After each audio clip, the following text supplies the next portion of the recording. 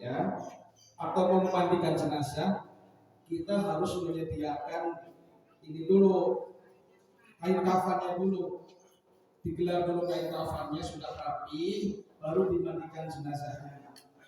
Jangan mandi dulu sementara belum digelar kain kafan, nanti jenazah mau taruh di mana?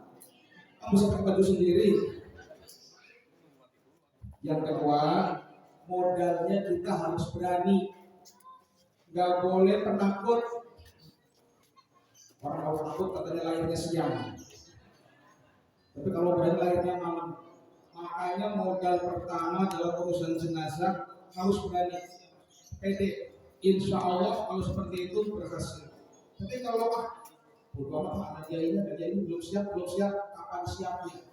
Ini hukumnya memang sebagian ulama terutama mazhab Imam Syafi'i katanya wajib kifayah, fardu kifayah. Artinya kalau ada satu orang yang melaksanakan, yang lain dosanya gugur. Tapi kalau yang pribadi saya sih sebaiknya wajib ain, fardu ain. Kenapa? Agar masing-masing individu bisa, supaya suatu saat amil kita lagi ada halangan, nah kita siap tuh. Yang repot itu kalau meninggalnya lebaran, pada pulang kampung, ambil pulang kampung siapa mandi ini? Kamu bisa mandi sendiri. Ini repot. Dan saya yakin dalam urusan seperti ini biasanya memang penggemarnya banyak, tapi nggak tahu pas prakteknya itu pada minder. Lu aja begitu. Coba, mohon maaf, ada mana tadi itunya?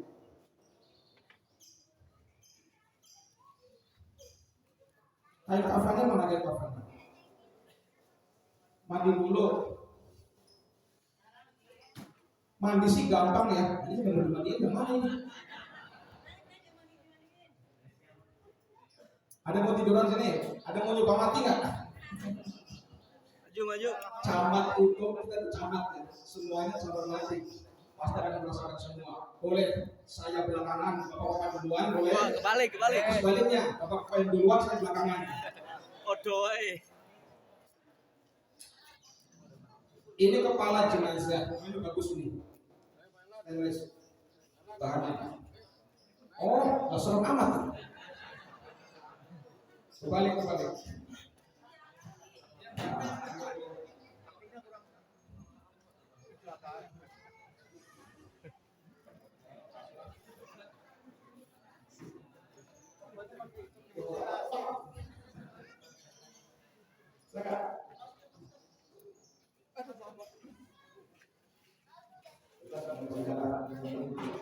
Bisa jadi ini kakinya kena gula kali diamputasi. Jadi gini, para kiai, para asatidz, di dalam memandikan jenazah, satu, kita harus husnudzon kepada jenazah tersebut. Karena suatu saat kita pasti akan menyaksikan ada jenazah yang tubuhnya itu mengerikan. Terus ini belang, jorok dan sebagainya. Ada jenazah yang kotor, isinya mulu. Sebab tergantung amal ibadahnya. Ada jenazah yang mukanya ini mulutnya ini keluar busa. Terus sudah disundul kenapa masih meler terus. Ada yang kadang dari hidung keluar darah, kecelakaan. Di sini kita harus husnudzon, nggak boleh buruk sangka. Jenazah jadi anak, itu ayat malaikat. Apa yang kita ucapkan, para malaikat mengamini. Di sini penting kita agar ketika ada jenazah kita diperintahkan untuk berdoa yang terbaik. Fa innal malaikata tu'minu nabi. Karena para malaikat mengaminkan apa yang kita ucapkan. Ini ketika memandikan, minta bantuan minimal 4 orang. Bang maju tolong. Nah ini pegang satu. Angkat, satu lagi sini, pojok. Angkat sini. Nah, ada. Nah, ini diangkat seperti ini. Biasanya kan ada satir tuh, ada hijab, ada penutup. Udah segini dulu, ntar contoh dulu ini. Sabar apa? Sebelum dimandikan, disunahkan jenazahnya diwudukan terlebih dahulu. Layaknya wudunya orang hidup. Maksudnya sunah-sunahnya dikumur dulu. Bagaimana kumurnya? Kan bisa kumur-kumur. Ini caranya nih. Dimiring kanan, miring kiri, kepala geleng-gelengin. Kanan gini atau mungkin kiri begini. Jangan diam begini aja, termasuk ke rongga mulut ke perut repot. Maksudnya biar airnya itu tidak masuk ke dalam perut. Itu sunnah 3 kali. Layaknya habis wudhu kumur, habis kumur terus apa? Hidung ya. Ya, sama tuh. Ada wartawan Tempo dihapus, tempo kartunya habis. Nah dari sini setelah diwudukan selesai kumur, hidung dan muka dan sebagainya, ada niat wudunya. Niatnya kalau niat wudu kita kan nawaitul wudu'a terus lirofil hadadil asghari fardhon lillahi ta'ala. Itu kalau yang hidung. Kalau yang sebelah kita yang udah mendahului gimana? Ya udah nawaitul wudu'a lirofi hadasi hadal mayyit, boleh seperti itu. Kalau nggak bisa ya udah dalam hati saya niat membutuhkan jenazah ini. Nah, habis muka tangan biasa basuh, kanan dulu kemudian kiri. Habis tangan wudhu terus apa? Rambut sini. Habis rambut terus telinga kanan kiri baru kaki. Ini sebelum mandi. Sudah seperti itu. Tadi airnya sudah disiapin ya. Artinya airnya sudah disiapin gitu kan? 3 ember. Jangan main mandi aja, airnya nggak ada, mandi pakai apa? Ayam, Pak. Corona kita ayam ini ya.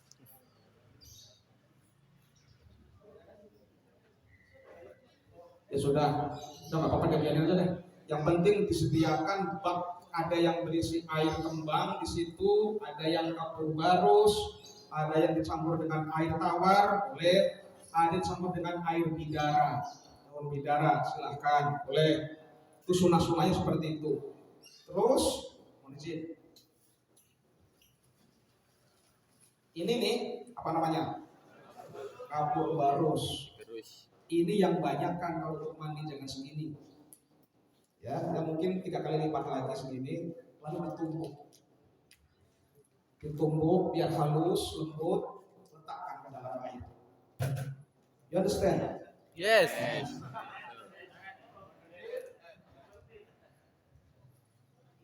Taruh di sini tadi ya. Sudah, pokoknya ini sudah siap semua. Intinya sudah rapih tempat pemandiannya, tadi sudah wudu, silahkan dibasuh dari sebelah kanan dulu, sini, sisi kanan. Mana sih? Ya, saya lihatnya dari sini. Sengaja biar memperhatikan. Kanannya dari sini, bisa dibasuh sebelah kanan dulu sini, sampai sini habis. Baru sebelah kiri sambil baca tasbih subhanallah walhamdulillah wala ilaha illallah wallahu akbar subhanallah walhamdulillah sampai akhir. Ini tidak perlu buru-buru kalau begini, memang akan ada yang ketinggalan. Dan jangan lupa si perut sering-sering dipencet pelan-pelan. Pencet. Takutnya apa? Takut ada kotoran yang keluar dari tubuh sini, jadi dipencet. Dan si ghusil, orang yang memandikan, sebaiknya pakai sarung tangan untuk menggosok anggota badan yang takut ada yang kotor dan sebagainya. Jangan lupa pakai masker.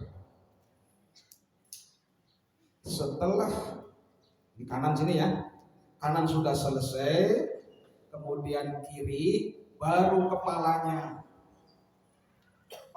basuh semua, sudah basah semua, bla bla bla bla bla, sambil dipencet perutnya. Oh iya, ini mungkin kadang yang jarang tahu.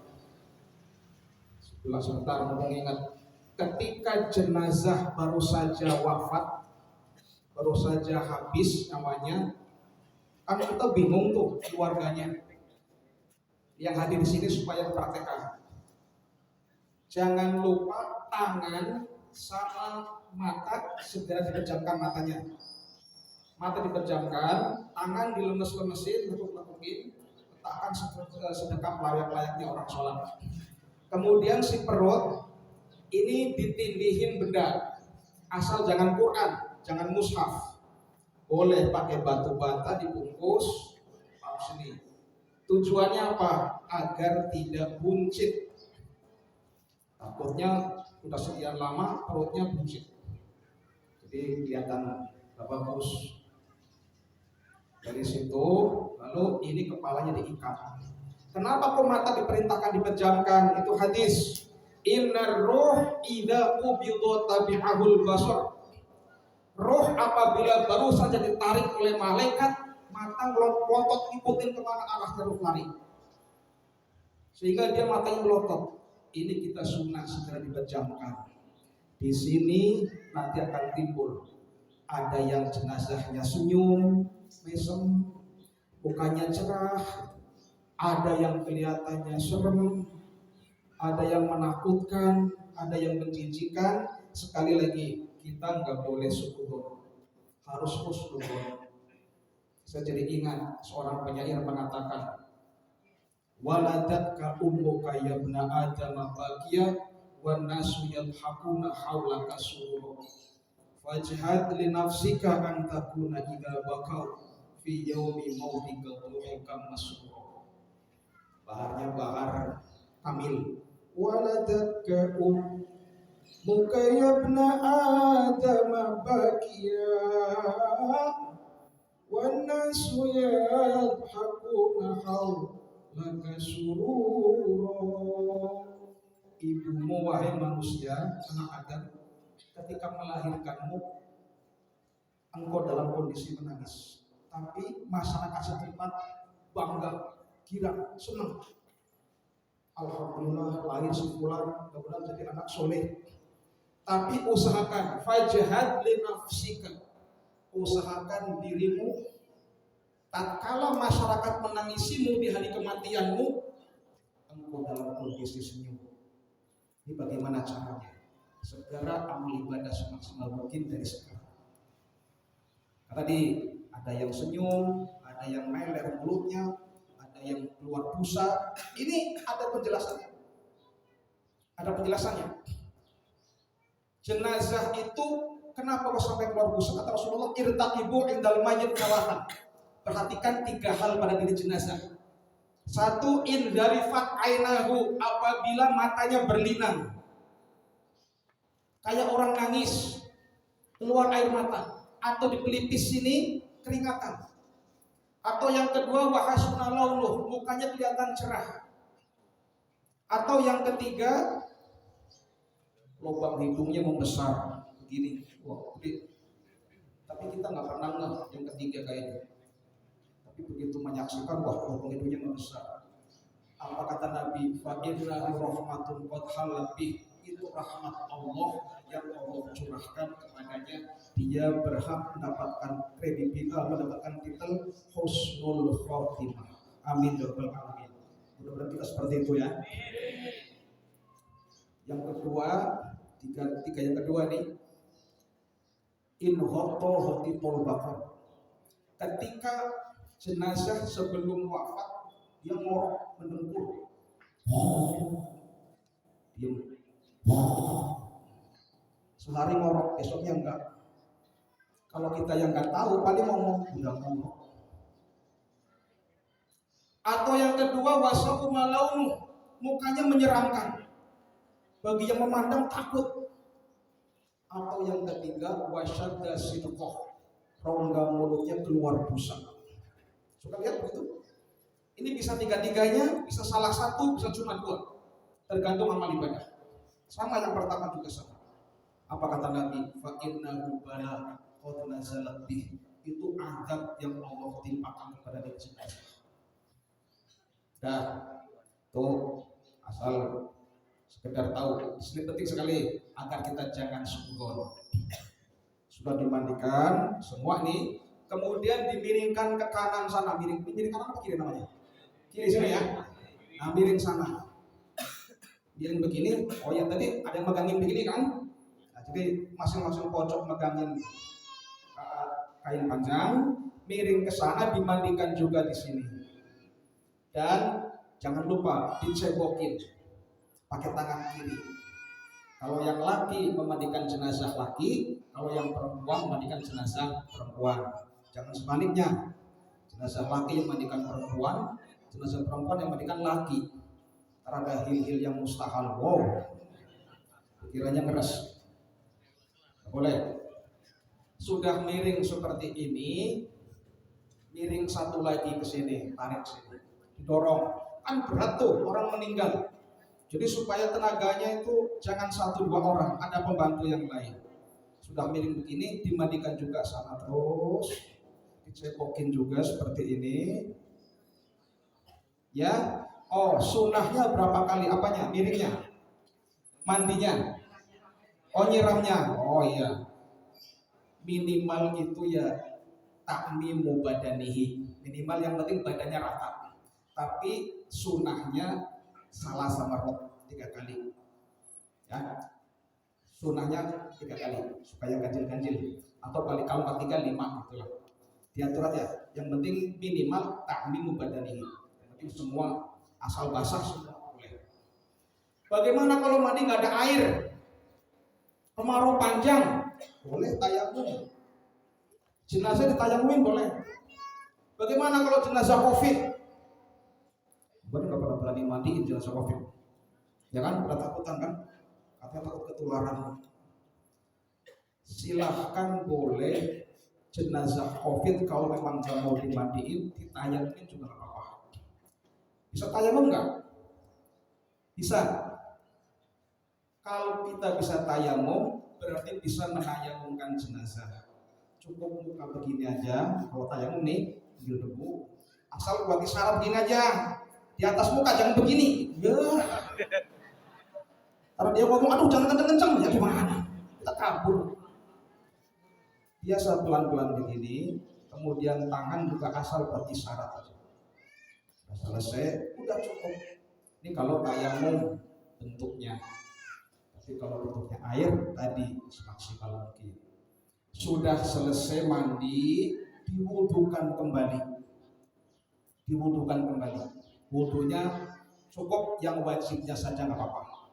Muka, tangan, ya kanan kiri, rambut, ya kemudian kaki. Kalau telinga silahkan. Atau barangkali ada yang ingin membersihkan gigi-giginya pakai cotton bud, silahkan boleh. Biasanya disediakan dari toko perlengkapannya ada di cotton bud ini. Ini untuk membersihkan gigi atau mungkin lubang yang 9, mata, hidung. Lubang kita ada berapa sih? 9 ya. Mata 2, hidung 2, udah berapa? 4. Mulut 1, telinga 2, udah berapa? Kurang berapa? Lihat di kamar ntar ada. Yang 2 ini dan sebagainya. Ini pinggir mata dicolek-colek begini. Walaupun kondisinya bersih ya, sudah sunat. Hidung juga begini. Ya, udah gitu buang. Sediakan tempat sampah. Jangan lupa. Sediakan tempat sampah. Plastik mungkin sok buat naruh yang kotor-kotor. Atau biasanya jenazah kan belum ditelanjangin begini kan, masa pakai baju karena meninggalnya di rumah umpamanya, baru ditutupin kain panjang seperti ini, berarti sediakan gunting. Bawa ke tempat pemandian dulu, baru dipotong. Potong sampai habis, potong ini. Motongnya jangan kenceng-kenceng. Ingat, jenazah dipegang begini aja sakitnya luar biasa, hanya nggak bisa ngomong. Itu hadis Nabi. Seandainya jenazah bisa ngomong, katanya. Apa kata Nabi begini? Seseorang itu lebih baik jatuh dari loteng 40 daripada merasakan dipegang bagi jenazah. Maksudnya jenazah itu ketika dipegang begini sakitnya luar biasa. Lebih baik jatuh dari loteng 40. Pelan-pelan, pelan-pelan. Jangan saking semangatnya. Cukup ya begitu ya. Ini simbolis saja. Nanti prakteknya bisa satu-satu di rumah masing-masing. Bisa kan? Ini harus berani soalnya. Sekali lagi, kalau kita ingin manfaat ilmunya, begitu praktik dari sini ada apa sudah belajar dari sini, ada yang meninggal, buru-buru kita tanganin. Gak usah manggil, ambil dulu deh, dulu saya dulu bisa. Tapi ingat, habis begitu, terutama kalau malam, mandiin malam-malam, siap-siap nggak bisa tidur. Apalagi malam Jumat, di lampu gerigis-gerigis, habis mandi jenazah begini, lotok dulu matanya, tapi nggak bisa tidur. Pengalaman saya begitu dulu waktu pertama. Sampai pagi ya Allah nggak bisa tidur, keingetan dia melulu gitu. Tapi pas 2-3 kali insya Allah sudah, ini sudah dimandikan, siapkan handuk sama sisir. Ini kan nggak ada rambutnya, enak ini. Kalau ada rambutnya kan sisirin, diadukin, dilap. Ada handuk nggak? Nggak ada ya? Ya udah simbolis saja. Ada. Itu ada. Oh, sisir. Nanyanya aduk, maksudnya sisir.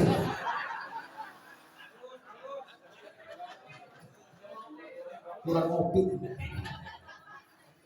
Ini rambut botak sisirin gimana? Ya gak apa-apa.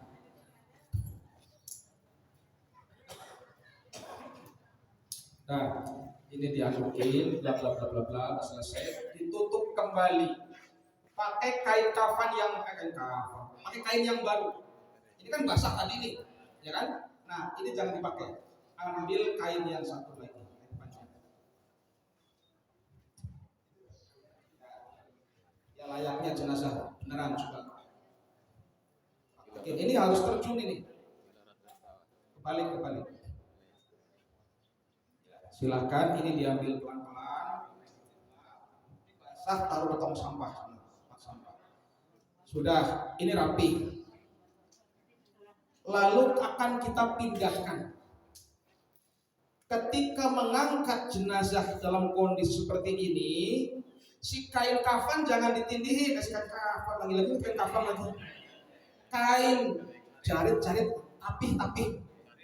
Ada orang Jawa sini ada. Samping. Jarit. Ini si kain panjang ini jangan begini. Maaf. Jangan begini diangkat.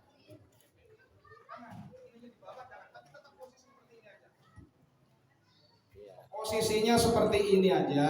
Kenapa? Karena ini mau diletakkan di kain kafan sana. Takutnya kalau kita ketindihan begini kainnya, begitu letakkan kain kafan sana, repot ketindihan. Nanti berantakan lagi kain kafannya. Gitu. Nah, cukup ya? Hah? Oh iya, sekarang kalau perempuan bagaimana? Ini kalau perempuan bagaimana? Silahkan rambutnya dikepang. Iya, nanti ke sana kan? Ada boleh, memang ada yang di sana, ada yang di sini. Itu hanya teknis saja sih. Hanya teknis saja. Makanya sedia sisir. Cukup ya? Ada yang mau menambahkan perempuan sini? Tuh, ini bagian perempuan. Silakan. Ini terutama jenazah perempuan. Assalamualaikum warahmatullahi wabarakatuh. Yang tadi begitu saya bertanya, bagaimana cara memandikan jenazah perempuan atau wanita, sedikit berbeda ya. Kalau laki-laki tadi sisi pintu, kalau perempuan tidak, langsung nanti sudah di kain kafan. Karena apa? Kalau laki kan rambutnya nggak ada, paling panjang cuma setengah senti, maksimal 3 senti. Kalau perempuan itu kan lebih panjang. Jadi kalau rambutnya panjang itu dibagi 3. Kepang 3. Di sebelah kanan, sebelah kiri, tengah. Nanti setelah dikepang, akan digulung dimasukkan ke samping untuk dia biar nggak goyang. Yang di atas masukkan ke sini di bawahnya. Jadi dia tetap alatnya pas. Nah, tadi ada sedikit perbedaan kalau kita memandikan jenazah. Untuk perempuan, mungkin kalau perempuan tenaganya kan sedikit ya Bu ya. Nah, kebetulan alhamdulillah kami ini dari Sumber Jaya banyak. Dan beliau-beliau itu juga sudah amil. Ya, insya Allah. Ini teman-teman saya rata-rata. Ya, kalau bapak-bapak mungkin agak dinaiki sedikit kepalanya.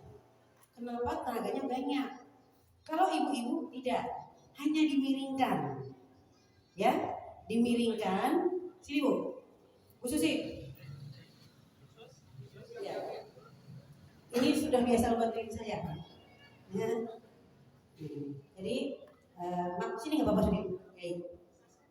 Dekat Kiai sini.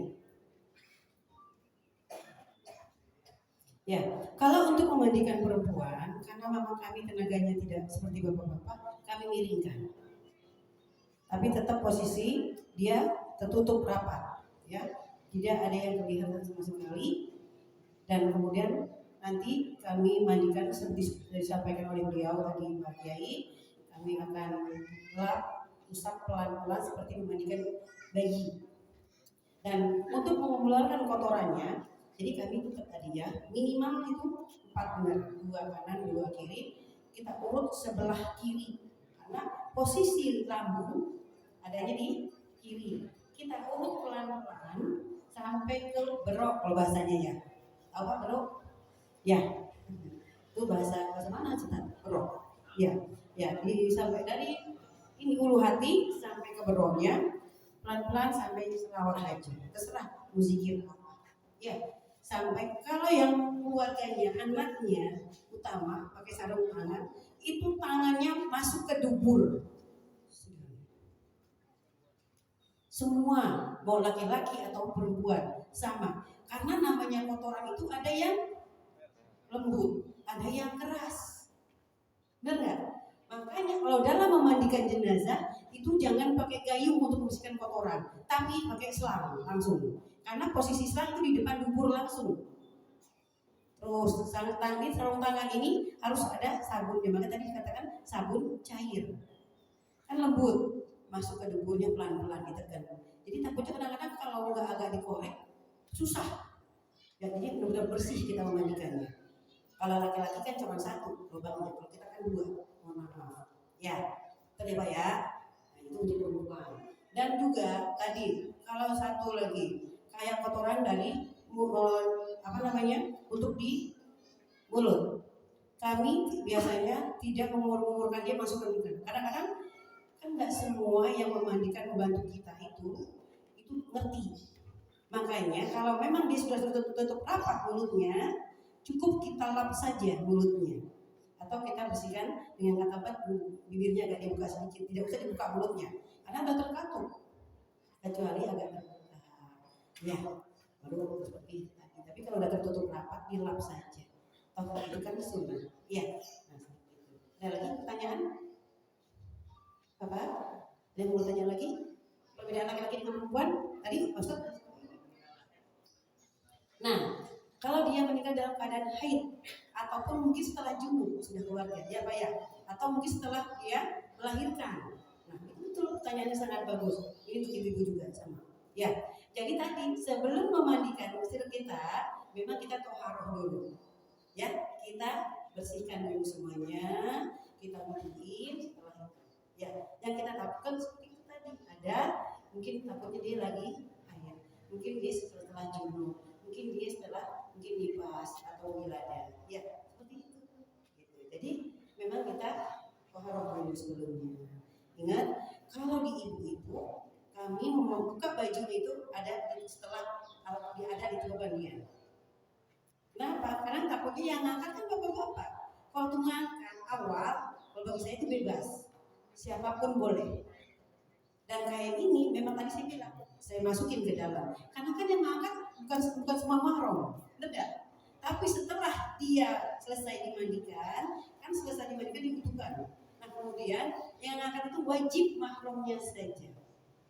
Jadi nggak boleh saya mas tetangga baiknya, nggak ngaruh. Ya, saya mas CS-nya, saya mantannya, kagak ngaruh kata saya. Benar nggak? Iya. Jadi maksudnya mahramnya saja wajib. Kalau tidak cukup ibu-ibu yang nakal. Gitu. Tapi tetap kalau satu lagi, ini saya pribadi karena biasa begitu. Kalau mau mengangkat jenazah kan badannya nggak semuanya kecil, ya. Ada yang badannya besar, nih, misalnya besar nih, sampel, ya. Nah itu keranda itu tidak usah pakai tutupnya di bawah. Jadi ditaruh jenazahnya di situ, udah dekat sini baru diangkat, mempermudah gitu. Nanti setelah selesai kita taruh lagi seperti itu. Kenapa? Kalau kita bisa mandiinnya di sini, pandinya di dalam, itu biasanya yang duduk yang takziah itu melihat bawahnya, enggak? Itu yang kita jangan sampai terjadi. Kalau saya makanya alat keranda atau pembuatannya yang bawahnya saja sebagai tandu kita taruh, setelah itu terus di situ kita taruh turunin jenazahnya, angkat terserah mau masa. Tapi nanti naruh ke kafannya mungkin yang mahramnya lagi. Takutnya badannya besar. Kalau badannya kecil gimana? Ya insya Allah jangan gitu ya. Ada lagi Bapak pertanyaan? Terima kasih. Ada lagi? Oh iya, memang setiap barang dunia tidak boleh dibawa ke makam. Takutnya, apalagi itu gigi tadi saya cerita, takutnya giginya emas 10 aja, ya, giginya 10 itu, nanti di kuburan itu langsung ditungguin ya, langsung orang yang itu langsung bongkar, katanya, wah lumayan 10 gram loh, ya kan? Ya benar tadi. Nah tadi apa? Kita usahain buka dulu. Nah, yang buka siapa? Panggil tukang gigi yang ngerti. Waktu itu saya juga seperti itu di Tridaya. Itu dia pakai gigi palsu ternyata. Saya bilang karena saya bukan tukang gigi, ibu-ibu tolong bukain. Panggil tukang gigi, ya kan? Kalau kita takutnya kita congkel pakai tangan, senang nyakitin. Kan saya nggak ngerti pak, ya itu gitu, ya kan? Tapi akhirnya pak tukang gigi kan udah ngerti caranya. Cuman selesai. Kalau saya mah bingung ya Pak, gitu. Oke? Ada lagi? Ya.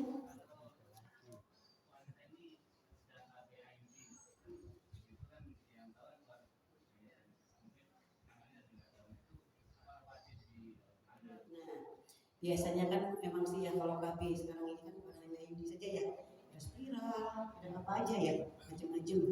Nah, ini memang makanya waktu dia lagi sakit,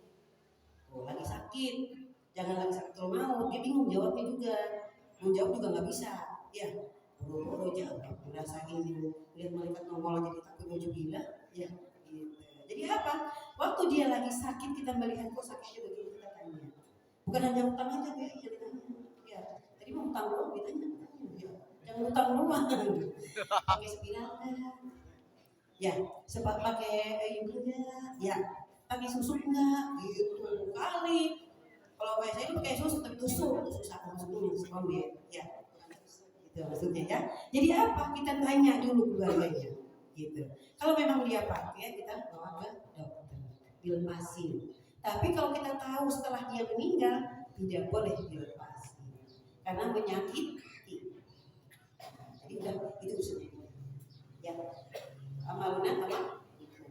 Udah ya, oke? Ya, mudah-mudahan yang lainnya jangan bertanya pada waktunya yang memang sempit. Mudah-mudahan jadi PR satu saat bisa ketemu lagi. Ya, oke, itu sudah saya sampaikan. Ya, wassalamualaikum warahmatullahi wabarakatuh. Ini jelas ini ya, Pak Kiai semuanya yang saudara ya. Jadi bisa insya Allah ya. Semangat dong, bisa gitu. Alhamdulillah. Yang terakhir, mohon maaf. Kadang si pemandi, orang yang memandikan, terutama yang laki-laki, kalau perempuan nggak tahu. Itu ada orang yang dalam bahasa fikih jenis kelaminnya khunsa. Pernah dengar? Ada zakar, ada unsa, ada khunsa. Zakar itu artinya laki-laki, unsa itu perempuan, khunsa itu punya barang laki-laki dan punya barang perempuan. Ada. Ini yang sudah saya alami 2 kali. Dan Allah memanggil orang yang seperti ini itu apa namanya? Biqotrotillah, itu dia dipanggilnya sebelum nikah. yang unik, subhanallah, maka sering saya sampaikan, jangan suudon. Ketika saya lihat kelamin yang mohon maaf, itu ada dua kelamin, punya laki ada, punya perempuan. Padahal namanya nama laki-laki. Segede apa? Wah, perlu dijelasin juga ini. Mohon maaf, ini agak ke dalam, tapi karena fikih ya, ulil haqqa wal umur, katakan yang benar meskipun agak pahit. Itu yang punya laki-laki, wajahnya laki-laki, yang dia miliki hanya sebesar cabai rawit. Ya, tahu cabai rawit? Bukan terong, bukan. Cabai rawit. Dan yang dia miliki punya perempuan itu layaknya punya perempuan anak bayi. Itu seperti itu. Tetapi waktu hidup posturnya postur laki-laki, wajahnya gemuk gagah. Ini saya jumpai 2 kali yang seperti ini. Ternyata saya baru paham, oh rupanya ini yang dalam bab al-qudwah menjadi imam dan makmum sahnya al-qudwah itu ada istilah yang namanya khunsa, boleh jadi imam kalau makmumnya khunsa lagi. Ternyata ini yang dimaksud. Dan segitu cukup ya. Ini buat pengalaman. Ini sudah selesai diangkat, lalu akan kita kafankan. Waktunya jam berapa ini? Sudah selesai belum? Masih lama? Masih bisa? Dikafani. Tempatnya di mana? Di sini. Ibu-ibu untuk praktek kain kafan silahkan bisa di dalam, di ruangan sana. Itu ada bimbing silahkan. Kalau yang untuk para jamaah, para bapak ada di sini boleh. Pak Ini diambil. tolong diambil dulu panitia. Tempat pemandian. Bisa langsung bawa ke gudang. Iya, ibu-ibu katanya ada orang juga. Iya. Ibu-ibu ada lagi nggak di sana? Ibu-ibu ada peraganya. Ada, udah ada. Ada. Oh ya udah. Jangan kalah sama ibu ya. Ibu udah ada peraganya. Ibu paling komplit itu, paling semangat. Nah, bapak-bapak tadi kadang masa itu udah ada dia ini biarin takut saya. Belum berani. Ini yang repot. Padahal ilmunya ada, ilmunya mampu, tapi belum pede.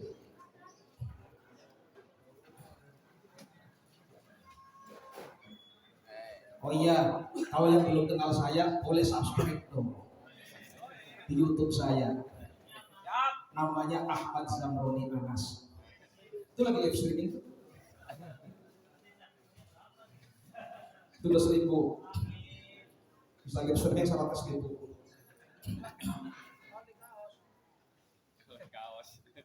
Ini apa namanya?